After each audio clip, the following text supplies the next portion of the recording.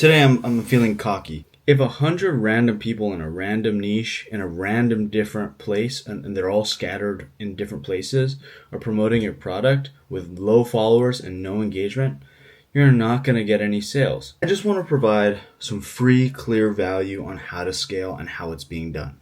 And so there are two things that I recommend. One, build your own tracker on ChatGPT where you grab data from your Shopify and your Meta Ads, you export those reports, and you bring them to a GPT that absorbs them both and understands what's actually going on behind the scenes that's driving the most sales.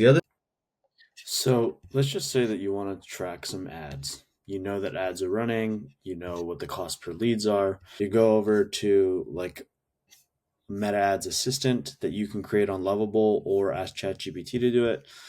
Add the CSV and then have it give you all the data points like the ROAS, the cost per lead, the cost per acquisition, and then see what the cost is. And then these are the required columns, and then it will give you the optimization score. And then The thing is, you're going to probably want to use a tool like Hyros, and I would say that's probably one of your best tools when scaling ads. So once you have that all done, you're ready to make millions of dollars after you do the other 4 steps. So the second thing that's going to be the most important thing that you can do is your organic content engine. And I talk about this a lot. It's the forever content engine that I'm always talking about. I would break down organic social media for your brand, whether you're on TikTok Shop or Shopify or just getting on social media, as 3 different things.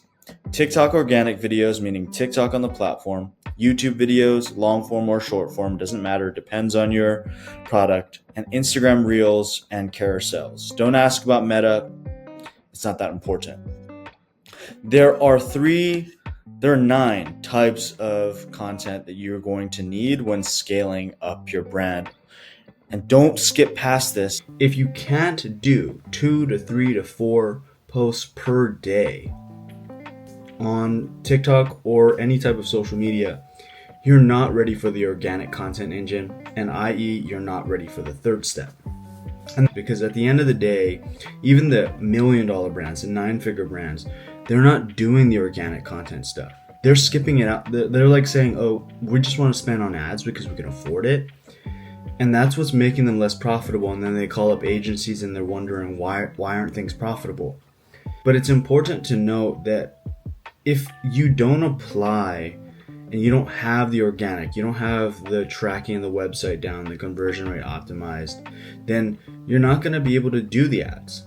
And in fact, influencers at the same time contribute to your ads. So when you're on Instagram, look for those suggested, look for engagements, and then talk to them one-to-one, email them, do the work. Every other step from here, from the influencers to the ads on, increase the amount of money or require an increase in money for you to actually produce results.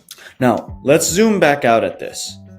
What you want to do is make sure that you're having 10,000 engagements per social media post. Doesn't matter how many followers you're getting, that you have 5 influencers per month, and that you're producing anywhere from 100 orders or 300 orders organically and between UGC promotions per month before you move to paid ads. With the ad side stuff, it's important that you know the difference between a Meta Ads CBO, ABV campaign, what the difference is between an audience lookalike segment versus a direct audience segment versus a retargeting segment. So not only getting somebody in who's actually qualified to look at this, but also educating yourself, because you're eventually the one who's going to end up duping yourself. The 4th and the 5th kind of go together. So number 4 is making sure that you have a trustworthy and rankable platform. So what I mean by that is you need either Amazon, Etsy, Walmart, or your own platform, Shopify, whatever that is on social media, that's included as well,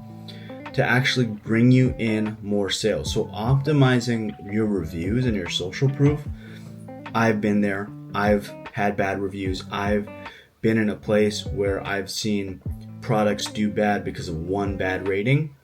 And I would suggest that optimizing your reviews are probably going to have way more weight than a lot of the advertisements when it comes push to shove. And so optimizing for reviews, getting the true UGC, adding and making sure your social proof is there, on top of everything else, that's what's going to add the sweet spot. A lot of people think, and number 5 is affiliates. So 5 is affiliates and making sure you have an affiliate creator portal. But it's not, like, I would say share a sale is probably better than TikTok creator affiliates, because long term, you want people who are actually using and have audiences. These aren't influencers, they're people who are affiliates. So, you could be promoting health supplements and they could have a health blog. If 100 random people in a random niche, in a random different place, and they're all scattered in different places, are promoting your product with low followers and no engagement, you're not going to get any sales. Just because a bunch of people have tried your product doesn't make it actually popular or sell more. That's been 5 things that you can do right now and in order so that you can actually build a real brand online, a real D2C brand, a direct-to-consumer brand. Now, you can be on Amazon, you cannot be selling yet, or you could be on Shopify and you just started. This all applies. You need some variation of these 5 things in every type of business and brand that you're running online.